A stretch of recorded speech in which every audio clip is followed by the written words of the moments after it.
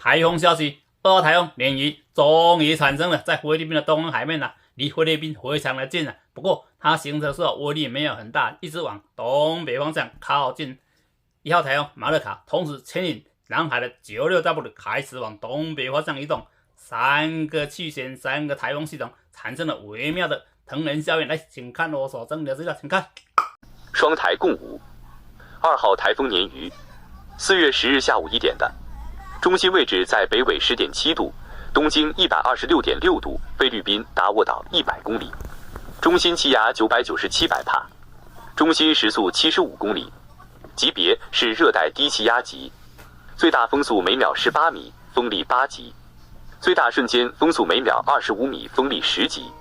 暴风半径250公里。未来区是2号台风鲶鱼，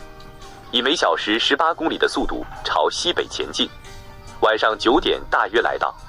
北纬11.9度，东经125.3度，菲律宾达沃岛150公里，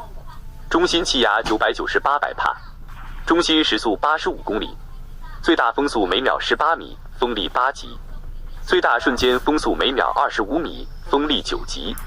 暴风半径达到120公里。由于1号台风马勒卡外围环流非常强烈，牵引2号台风鲶鱼及南海的96达布溜逐渐转向东北方。96达布溜目前在东经117.4度，北纬8.2度，中心气压1010百帕，中心时速30公里，每秒6米，以每小时8公里的时速向东方移动，穿越菲律宾中部，接近2号台风鲶鱼的外围环流，非常有可能被2号台风鲶鱼吸收而减弱。南海因受2号台风鲶鱼